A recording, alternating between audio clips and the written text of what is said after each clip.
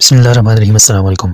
Novel خواب گزیدہ، یہ novel میری تحریریں نامی فیس بک پیج سے لیا گیا ہے۔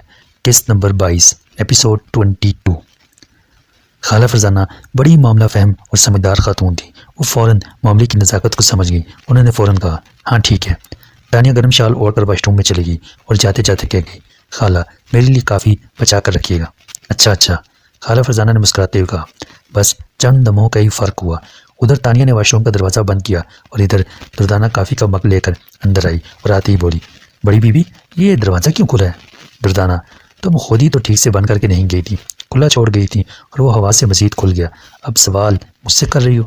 خالہ فرزانہ نے بجائے ڈانٹنے کے پیار سے کہا، اوہ غلطی ہو گئی، ویسے بڑی بی بی میں آپ کے لیے زبردست سی کافی بنا کر لائی۔ دردانہ نے کافی کا مگ ان کی طرف بڑھاتے ہوئے کہا، اور اس وقت مجھے تانیہ بی بی کی بہت یاد آ رہی ہے، وہ بڑی شوقین تھی کافی کی۔ ہاں دردانہ، خالہ فرزانہ نے گہرا سانس لے کر کہا، تم دعا کرو کہ وہ کسی طرح واپس آ جائیں۔ میں تو ہر وقت دعا کرتی ہوں بڑی بی بی ان کے لیے، پتہ نہیں کہاں چلے گی، اللہ بہتر جانتا ہے۔ خالہ فرزانہ نے خیال انگیز لہجے میں کہا، اچھا دردانہ تم اب جا کر سو جاؤ، میری طبیعت اب کافی بہتر ہے۔ جی بڑی بی بی ٹھیک ہے، میں جا رہی ہوں، آپ اندر سے دروازہ بند کر لیں۔ یہ کہہ کر وہ چلی گئی۔ اس کے جانے کے بعد خالہ فرزانہ نے فوراً اٹھ کر دروازہ بند کیا اور پھر آہستہ سے واش روم کا دروازہ بجایا۔ تانیہ فوراً نکل کر باہر آ گئی اور خالہ سے لپٹ گئی، میری خالہ، پیاری خالہ، اچھی خالہ۔ تانیہ نے بے اختیار کہا، چل تیری کافی آ گئی ہے، پی لے، دردانہ ابھی تجھے یاد کر کے گئی ہے۔ خالہ فرزانہ اسے ساتھ لپٹائے بیڈ پر لے آئیں، اسے بیڈ پر بٹھایا، کافی کا مگ اس کے ہاتھ میں دیا، پھر وہ لحاف اوڑھ کر بیٹھ گئیں۔ تانیہ نے بھی لحاف اپنے اوپر لے لیا۔ خالہ آپ نہیں پئیں گی کافی؟ تانیہ نے کافی کا مگ ان کی طرف بڑھاتے ہوئے کہا، بالکل نہیں۔ خالہ فرزانہ نے صاف انکار کر دیا۔ خالہ میرا کمرہ بند ہے؟ تانیہ نے کافی پیتے ہوئے پوچھا۔ ہاں چابی میرے پاس ہے، میں تمہارے کمرے کی روز صفائی کرواتی ہوں، خالہ فرزانہ نے بتایا۔ ابھی تانیہ نے کچھ کہنے کے لیے لب کھولی ہی تھی، ایک دم ٹیلی فون کی گھنٹی بجی۔ دونوں نے ایک دوسرے کو سوالیہ نظروں سے دیکھا۔ دونوں کی آنکھوں میں خوف اور حیرت کے تاثرات تھے۔ یہ بات بھی حیرت اور خوف میں مبتلا ہونے والی تھی۔ رات کے 11 بجے تھے، سخت سردی تھی، دور تک سناٹا طاری تھا اور اس سناٹے میں جھینگروں کے بولنے کی آوازیں صاف سنائی دے رہی تھیں۔ تانیہ نے اچانک ظہور پذیر ہو کر پہلے ہی خالہ فرزانہ کے وجود میں ہلچل مچا دی تھی اور اب ٹیلی فون کی گھنٹی بج رہی تھی۔ خالہ اس وقت کس کا فون ہو سکتا ہے؟ تانیہ نے پوچھا۔ سمجھ میں نہیں آ رہا، پھر ایک دم چونک کر بولی، ارے کہیں افضل کا نہ ہو، وہ کسی کی شادی میں گیا ہوا تھا۔ تانیہ ٹیلی فون کے نزدیک تھی، اس نے ریسیور اٹھا کر خالہ فرزانہ کو دے دیا۔ ہیلو، خالہ فرزانہ ریسیور تھام کر بولی۔ ہاں فرزانہ کیسی ہو؟ ادھر سے پوچھا گیا۔ عامر یہ تم ہو؟ خالہ فرزانہ کے لہجے میں بے پناہ مسرت آ گئی۔ اللہ آج کا دن کتنا مبارک ہے۔ فرزانہ اس وقت دن نہیں رات ہے، اور وہ بھی آدھی ہونے کو ہے۔ اچھا چلو ٹھیک ہے، آج کی رات میرے لیے بڑی مبارک ہے۔ تانیہ نے ہاتھ کے اشارے سے خالہ کی بات سمجھتے ہوئے انہیں کچھ بھی آگے بتانے سے منع کیا۔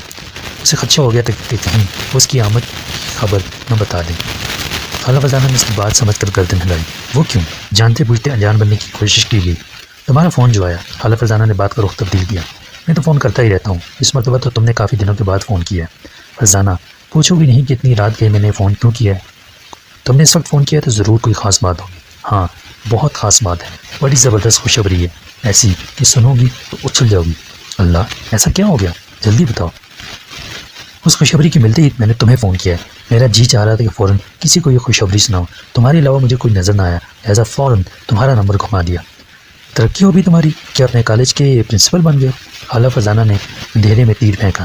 ارے نہیں بھائی، اب تو محسن آ گیا ہے، محسن راؤ۔ عامر نے جیسے دھماکہ کیا۔ ہیں؟ کیا کہا؟ کون آ گیا؟ خالہ فرزانہ کو اپنی سماعت پر اعتبار نہ ہے۔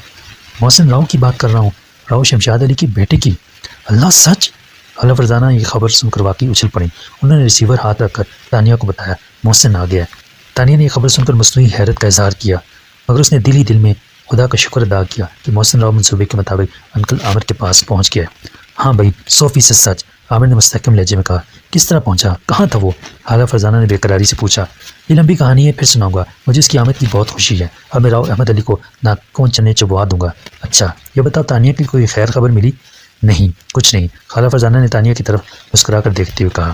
کچھ سمجھ میں نہیں آتا، یہ لڑکی کہاں غائب ہو گئی؟ اگر وہ خط نہ چھوڑ کر جاتی پھر تو شبہ ہوتا کہ کہیں راؤ احمد علی نے تو کوئی ہاتھ نہیں دکھایا، اللہ کرے وہ کسی طرح آ جائے اور جہاں بھی ہو خیریت سے ہو۔ عامر فکر نہ کرو، محسن آ گیا ہے تو میرا دل کہتا ہے کہ تانیہ بھی آ جائے گی، اللہ تمہاری زبان مبارک کرے۔ کوئی خبر ملے تو مجھے فوراً بتانا۔ ظاہر ہے عامر، تمہیں نہیں بتاؤں گی تو اور کسے بتاؤں گی؟ خالہ فرزانہ نے اپنی آواز میں لوچ پیدا کرتے ہوئے کہا۔ پھر عامر نے الوداعی کلمات کہہ کر فون بند کر دیا۔ خالہ فرزانہ نے خوشی سے جھومتے ہوئے ریسیور تانیہ کو دیا اور بولی، تانی، اتنی ڈھیر ساری خوشیاں مجھے ایک ساتھ مل گئی ہیں، کہیں میں خوشی سے مر نہ جاؤں۔ محسن بھائی آ گئے ہیں خالہ، یہ خوشخبری تو واقعی بہت بڑی ہے۔ میں سوچ رہی تھی کہ عامر کو ان کی خوشخبری کے جواب میں بھی ایک خوشخبری سنا دوں، لیکن تم نے ہاتھ کے اشارے سے منع کر دیا۔ خالہ فرزانہ نے کہا، ہاں خالہ، ابھی نہیں، کل دن میں فون کر کے بتا دیں گے۔ اچھا، اب تم یہ بتاؤ کہ تم کس طرح ظاہر ہوگی اس گھر میں؟ خالہ، میں کوئی جن تو نہیں کہ ظاہر ہوں گی، تانیہ نے مسکراتے ہوئے کہا۔ تانیہ، کبھی کبھی مجھے شبہ ہونے لگتا ہے، خالہ فرزانہ نے بڑی سنجیدگی سے کہا۔ خالہ، مجھے ڈرائے نہیں، میں کوئی جن ون نہیں۔ تانیہ کو جیسے اپنے آپ سے ڈر آنے لگا۔ اچھا، اگر ایسی بات ہے تو پھر تم اس کمرے سے کہاں غائب ہو گئی تھی، اور 3 ماہ بعد پھر کس طرح آ گئی؟ خالہ فرزانہ، مجھے گئے ہوئے 3 ماہ ہو گئے؟ تانیہ حیرت زدہ تھی۔ چلو، اب تم یہ بھی معلوم نہیں؟ خالہ فرزانہ نے تشویش بھرے لہجے میں کہا۔ نہیں، میں کہہ رہی تھی کہ 3 ماہ ہو گئے یہاں سے گئے ہوئے، لیکن مجھے ایسا لگتا ہے جیسے ابھی 10-15 دن ہوئے ہوں۔ تانیہ نے فوراً بات بنائی۔ اس بات پر وہ واقعی حیران تھی، اس کے حساب سے اسے گئے ہوئے 10-15 دن سے زیادہ نہ ہوئے تھے۔ ارے، تجھے لگتے ہوں گے 10-15 دن، مجھے تو یوں محسوس ہوتا ہے جیسے 10-15 سال بعد واپس آئی۔ خالہ، یہ آپ کی محبت ہے، تانیہ نے معمولیت سے کہا۔ تانیہ، سچ بتا، اس عرصے میں کبھی میں یاد نہ آئی تھی؟ کیوں نہیں خالہ، آپ بہت یاد آئیں۔ تانیہ نے ان کے کندھے پر سر رکھتے ہوئے کہا، بار بار یاد آئیں۔ تانیہ، کچھ بتا تو صحیح، اس عرصے میں کہاں رہی؟ خالہ پھر خطرناک موضوع کی طرف پلٹ آئیں۔ خالہ، اگر آپ اس سلسلے میں مجھ سے سوال نہ کریں تو بہتر ہے، میں آپ سے جھوٹ بولنا نہیں چاہتی، اور اگر میں نے سچ بتا دیا تو آپ کو یقین نہیں آئے گا، آپ صبح ہی مجھے کسی ماہر نفسیات کے پاس لے جائیں گے۔ ایسی ناقابل یقین بات ہے؟ ہاں خالہ، ایسی ناقابل یقین بات ہے، میں جن حالات سے دوچار ہوئی ہوں وہ سب کسی بھیانک خواب کی طرح محسوس ہو رہا ہے۔ جب میں خود شک و شبہ میں مبتلا ہوں تو آپ کو کیسے یقین آئے گا بھلا؟ تانیہ نے بڑے سچے لہجے میں خالہ فرزانہ کو سمجھایا۔ اچھا، چلو چھوڑو، اس مسئلے پر میں تم سے پھر بات کروں گی، فی الحال تو یہ بتاؤ کہ تم گھر میں کس طرح داخل ہوگی سب کے سامنے؟ ہاں، یہ بات سوچنے کی ہے۔ دردانہ تو اپنے کمرے میں جا چکی ہے، اس کا دروازہ بند ہوگا، افضل گھر میں موجود نہیں ہے۔ میں ایسا کرتی ہوں، دیوار کے پاس کرسی رکھ کر برابر والے پلاٹ پر کود جاتی ہوں، گھوم کر اپنے دروازے پر آ جاتی ہوں، اس کے بعد بیل بجاؤں گی، ساتھ ہی گیٹ کھٹکھٹاؤں گی۔ دردانہ ابھی سوئی نہ ہوگی، اٹھ کر گیٹ کھول دے گی اور میں اس گھر میں داخل ہو جاؤں گی۔ اس طرح گھر میں انٹری کا سین مکمل ہو جائے گا۔ چلو، تمہارا داخلہ تو ہو گیا، اس طرح اب کہانی کیا سناؤ گی یہ بھی تو بتاؤ، کہاں چلی گئی تھی، اس بارے میں کیا بتاؤ گی؟ افضل تو بال کی کھال نکالنے والا آدمی ہے۔ خالہ فرزانہ پریشان ہو کر بولی۔ بس یہ اب مجھ پر چھوڑ دیں۔ ہاں، آپ یہ کوشش ضرور کیجیے گا کہ بھائی افضل کم سے کم سوال کریں۔ چلو پھر تم جلدی کرو، کیا تم آسانی سے دیوار پھلانگ جاؤ گی؟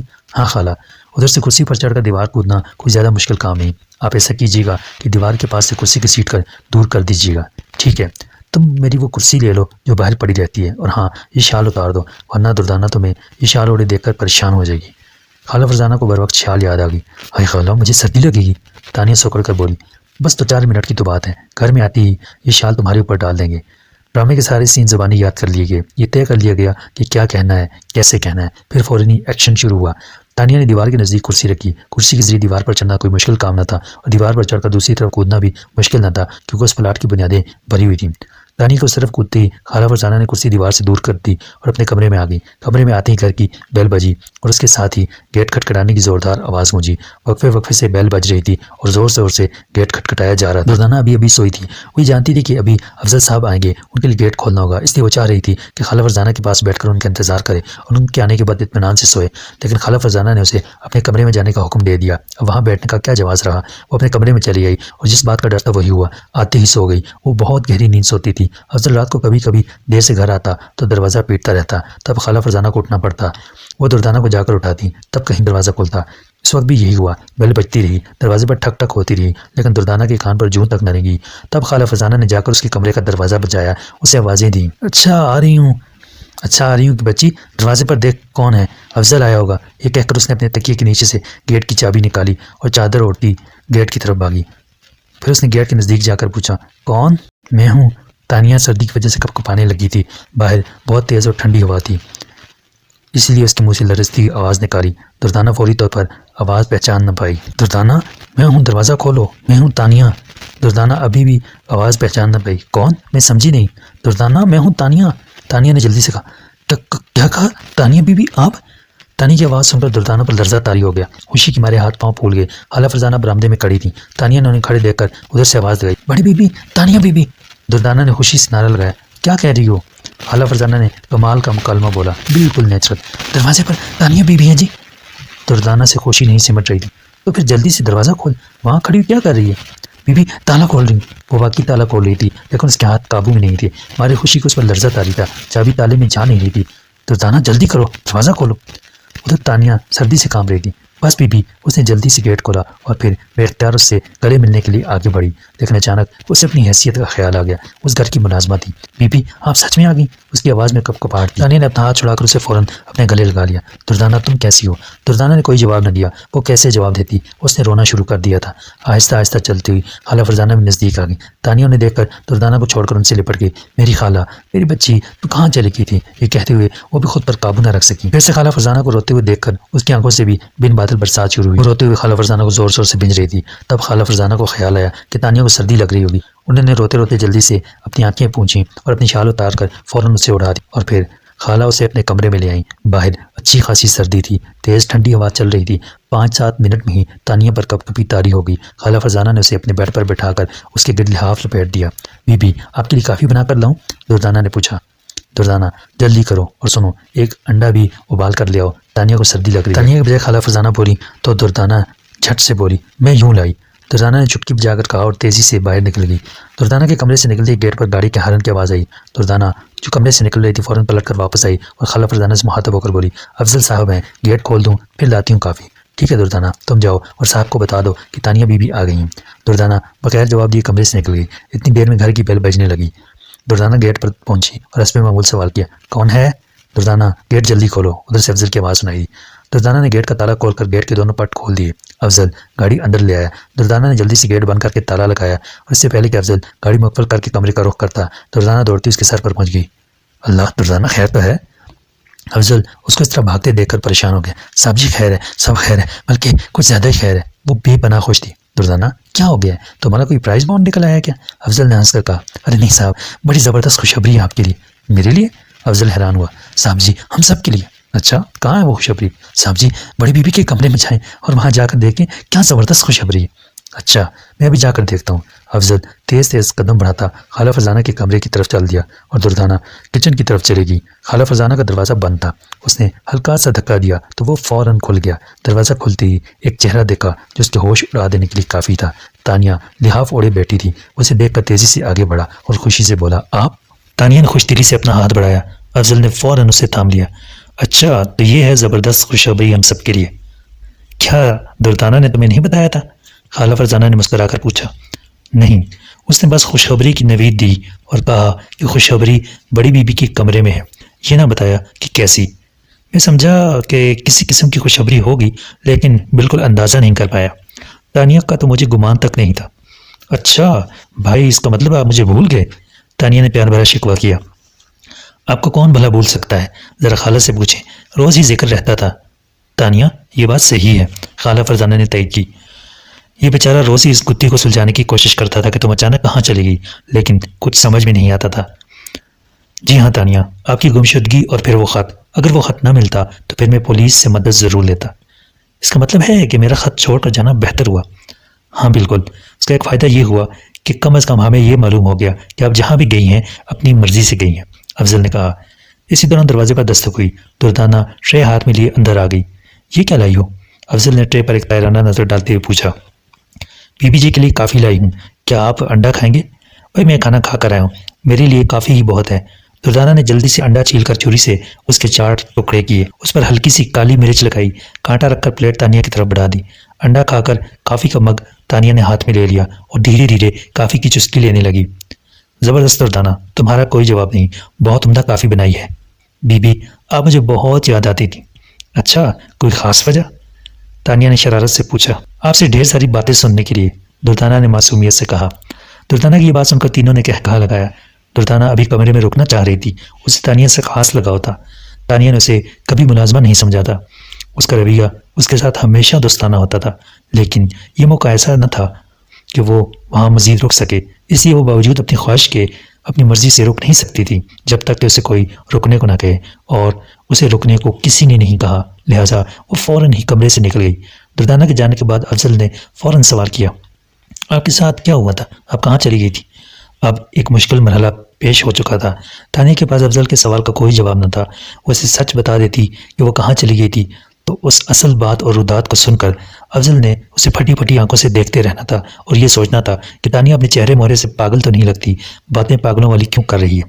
ارے افضل، اب آ گئی ہے تو سب بتا دے گی کہ کہاں گئی تھی، ابھی تو اس کی حالت خیر ہو رہی ہے، اطمینان سے پوچھ لینا، فی الحال تو اسے آرام کی ضرورت ہے۔ خالہ فرزانہ فوراً مدد کو آئیں۔ بالکل ٹھیک ہے خالہ، انہیں آرام کرنے دیا جائے، صبح بات کر لیں گے۔ یہ کہہ کر افضل اٹھنے لگا۔ بھائی اب مجھے اتنے بھی آرام کی ضرورت نہیں ہے، آپ کچھ دیر تو بیٹھیں، تانیہ نے کہا۔ تانیہ کے کہنے پر افضل کچھ دیر کے لیے اس کے پاس بیٹھ گیا۔ ادھر ادھر کی باتیں ہوتی رہیں۔ اسی اثناء میں سے محسن راؤ کے لاہور واپس پہنچ جانے کی خوشخبری سنائی گئی۔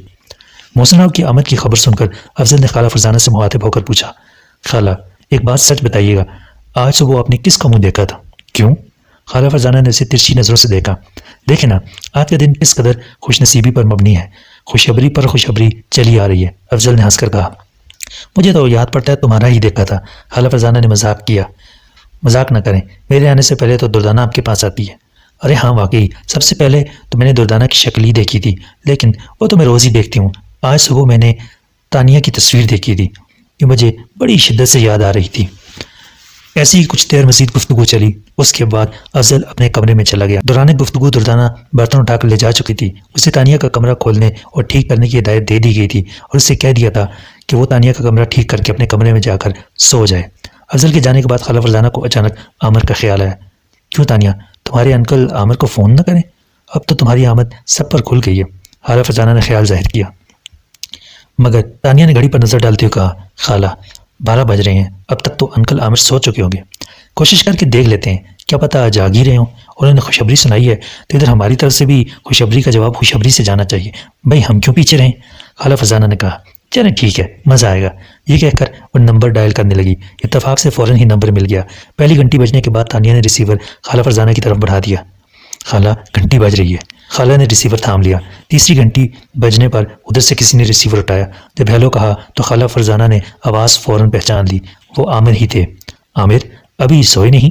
خالہ فرزانہ نے براہ راست سوال داغ دیا۔ ارے فرزانہ تم اس وقت کیا ہوا آخر؟ ان کے لہجے میں پریشانی تھی۔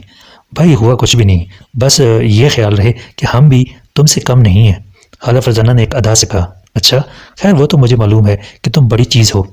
پروفیسر عامر مجھے چیز نہ کہنا، میں فرزانہ ہوں، ایک باوقار خاتون، خالہ فرزانہ نے بن کر کہا۔ اچھا باوقار خاتون، تم کچھ کہہ رہی تھی؟ تم اس وقت کیا کر رہے تھے؟ خالہ فرزانہ نے پوچھا۔ ہم سب محسن کو گھیرے بیٹھے ہیں، نئی پرانی یادیں تازہ کر رہے ہیں۔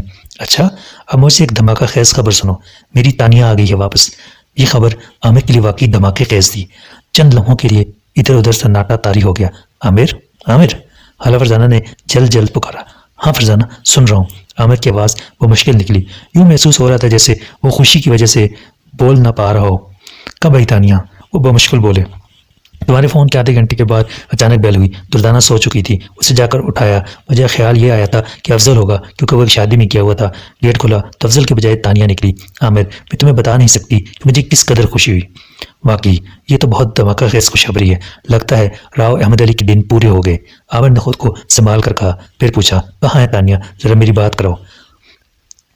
یہ میرے برابر بیٹی ہے لحاف میں۔ خالہ نے ریسیور اس کی طرف بڑھایا۔ السلام علیکم انکل عامر، تانیہ نے پرجوش انداز میں سلام کیا۔ وعلیکم السلام تانیہ، انکل عامر نے خوشی کے انداز میں جواب دیا۔ تانیہ تم خیریت سے ہو؟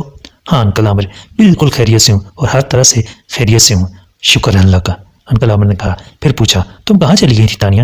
انکل عامر میں آپ کو بتاؤں گی، سب سناؤں گی، تانیہ نے ٹالنے کے لیے کہا۔ پھر بولی، بھائی جان کیسے ہیں؟ ہاں یہ لو بات کرو، انکل عامر نے کہا۔ پھر ان کی آواز سنائی دی، محسن اپنی بہن سے بات کرو۔ کچھ دیر کے بعد ریسیور میں محسن راؤ کی آواز ابھری۔ یہ آواز اس کی سنی ہوئی تھی، لیکن دنیا والوں کے سامنے یہی ظاہر کرنا تھا کہ وہ پہلی بار ایک دوسرے سے مخاطب ہو رہے ہیں۔ تم میری بہن تانیہ ہو؟ کیسی ہو تم؟ محسن راؤ نے بے قراری سے پوچھا۔ میں ٹھیک ہوں بھائی جان، جب سے مجھے معلوم ہوا ہے کہ آپ آ گئے ہیں میرا جی چاہتا ہے کہ اڑ کر لاہور پہنچ جاؤں، آپ کی صورت دیکھ لوں۔ میری بھی یہی کیفیت ہے تانیہ۔ آپ انکل عامر کے گھر کس طرح پہنچ گئے؟ تانیہ نے پوچھا۔ تانیہ میں تو ماڈل ٹاؤن اپنے گھر پہنچا تھا، وہاں پہنچ کر اپنا گھر بند پایا، بس ایک چوکیدار سرونٹ کوارٹر میں موجود تھا، اس کے ساتھ ہی میں انکل عامر کے اس گھر میں پہنچ گیا۔ تانیہ یہاں تو دنیا ہی بدل چکی ہے، ویران اور اجاڑ ہو گئی ہے، نہ ممی رہیں نہ بابا رہے، شکر ہے کہ تم ہو، جینے کی کوئی آس تو ہے، ورنہ میں تو جیتے جی مر جاتا۔ جس طرح تم میری صورت دیکھنے کے لیے بے قرار ہو، ویسے ہی میں تمہیں دیکھنے کے لیے بے چین ہوں۔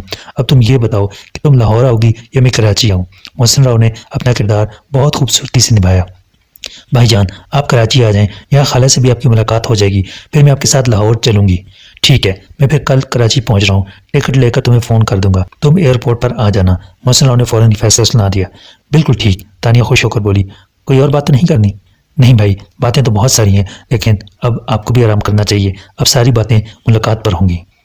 ہاں ٹھیک کہہ رہی ہو تم بھی اب آرام کرو۔ اچھا، اللہ حافظ، محسن راؤ نے کہا اور پھر تانیہ کا جواب سن کر فون بند کر دیا۔ تانیہ ریسیور پکڑے کچھ دیر خاموش بیٹھی رہی، اسے کالا چراغ یاد آ گیا تھا۔ بالآخر اس نے محسن اور خود تانیہ کو بحفاظت ان کی دنیا میں منتقل کر دیا تھا۔ وہ بہت پیارا شخص تھا، اس نے بیکا کو ٹوٹ کر چاہا، مگر بیکا نے اس کی قدر نہ کی۔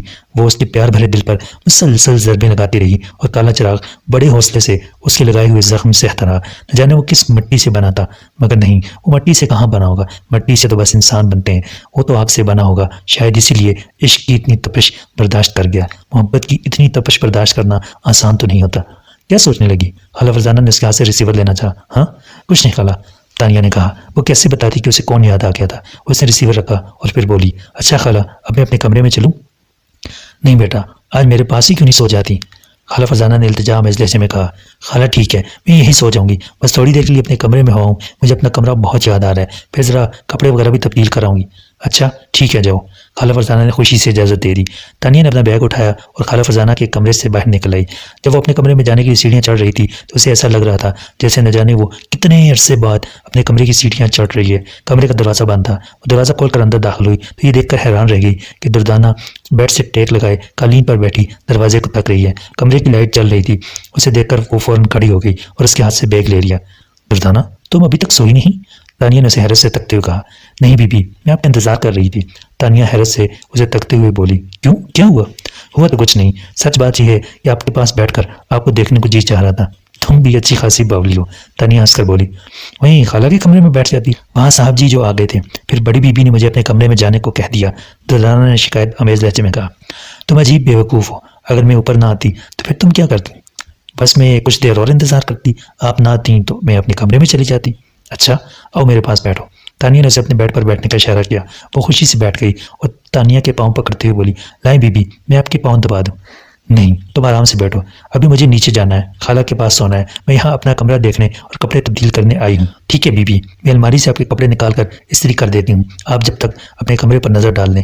میں نے آپ کے کمرے کی کوئی چیز نہیں چھیڑی ہے، جیسا چھوڑ کر گئی تھی ویسا ہی ہے، میں اس کمرے کی روز صفائی کرتی تھی۔ بی بی، آپ کو سچ بتاؤں، مجھے یہاں کی خوشبو محسوس ہوتی تھی، دردانہ اپنی دھن میں کہی جا رہی تھی۔ اچھا اور سناؤ دردانہ، تم ٹھیک تو رہی؟ تانیہ نے پوچھا۔ بی بی، آپ کہاں چلی گئی تھی؟ دردانہ نے تانیہ کے سوال کو نظر انداز کرتے ہوئے پوچھا۔ بی بی، آپ نے اپنے خط میں لکھا تھا کہ آپ کسی کے ساتھ جا رہی ہیں۔ ہائے بی بی، کہیں آپ وہی کالے کپڑے والے کے ساتھ تو نہیں چلی گئی تھی؟ تانیہ اس کی بات پر حیران رہ گئی۔ خالہ فرزانہ اور افضل سے زیادہ سمجھدار تو اس گھر کی ملازمہ ہی رہی، اس نے بالکل ٹھیک اندازہ لگایا تھا۔ کالے کپڑے والے شخص کا خیال تمہارے ذہن میں کیسے آیا؟ لو بی بی، آپ بھی کیا بات کر رہی ہیں؟ اسی نے آپ کو پیغام دیا تھا کہ وہ آپ سے صحرا میں ملے گا۔ ہاں دردانہ، کچھ اسی قسم کا معاملہ تھا، لیکن ساری باتیں میں تمہیں بتا نہیں سکتی۔ بی بی، آپ مجھے کچھ نہ بتائیں، بس اتنا بتا دیں کہ اب تو آپ اس طرح غائب نہیں ہو جائیں گی۔ کل بھائی محسن آ رہے ہیں، 1-2 دن بعد مجھے لاہور جانا ہوگا۔ بی بی، لاہور آپ ضرور جائیں، مل کر تو جائیں گی، یہ تو معلوم ہوگا نا کہ آپ لاہور میں ہیں۔ اس بار تو کچھ معلوم ہی نہ تھا کہ آپ کہاں ہیں، سب پریشان تھے، میں تو اس بیڈ سے لگ کر اکثر رویا کرتی تھی۔ ارے دردانہ، تم مجھے اس قدر چاہتی ہو اور مجھے خبر بھی نہیں؟ بی بی، کیا کریں، چاہت کے لیے کوئی ویزا تھوڑا لینا پڑتا ہے۔